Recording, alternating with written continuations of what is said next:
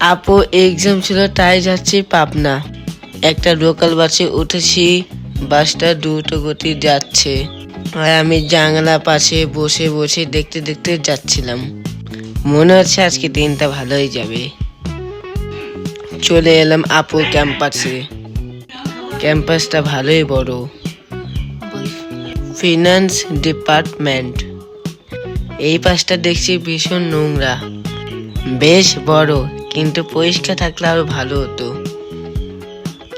অনেক ভালো লাগছে, ঘুরে ঘুরে তাই দেখছি। জায়গাটা অনেক সুন্দর, নিরিবিলিও আছে।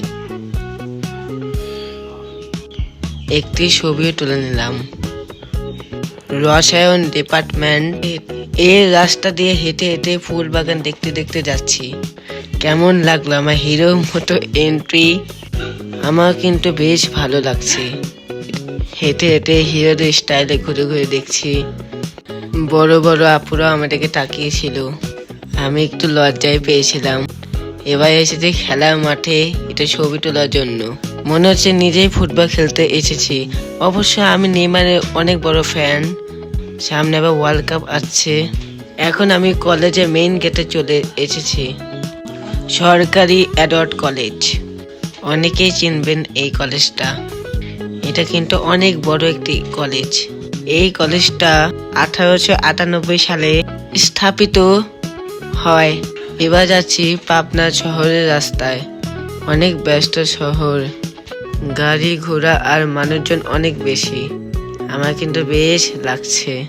আমি আজকে অনেক মনে আনন্দে ঘুরে বেড়াচ্ছি। এবার যাবো একটি বিশেষ জায়গায়। ওয়েলকাম টু তারাস ভবন। কি রাজকীয় একটা ভবন, মনে হচ্ছে জমিদার বাড়িতে এসেছি। চারপাশে ফুল। ইস, আমাদের যেরকম একটি বাড়ি থাকতো। গাইস, আমাকে কেমন লাগছে? মনে হচ্ছে না আমি এই বাড়ির মালিক। জায়গাটা আসলেও সুন্দর, অনেক সুন্দর। পুরনো প্রাচীন রাজবাড়ি, অনেক খোলা লেগেছে। তাই এবার চলে এসেছি আমার প্রিয় কাচ্চি ভাইতে। সিঁড়ি দিয়ে উপরে যাচ্ছি, দেখি কি পাওয়া যায়। কাচ্চি ভাইয়ের শোরুমটা এখানে অনেক বড় দেখছি। ঢুকে বললাম কাচ্চি ভাইতে, অর্ডার করে ফেললাম কাচ্চি। খাওয়া শেষে বাসার উদ্দেশ্যে রওনা দিচ্ছি। পুরো রাস্তা আমি ঘুমাতে ঘুমাতে এসেছি। কাচ্চি খাওয়ার পর এত ঘুম এসেছিল যে ক্লান্ত হয়ে আমি ঘুমিয়ে পড়েছিলাম। এদিকে আবার বাস চলে যাচ্ছিল। বাস থেকে নেমে ভ্যান গাড়িতে বাসায় চলে যাচ্ছি। এখন কিন্তু মুক্ত বাতাসে ভালো লাগছে। খুব এনজয় করেছি সারাদিন।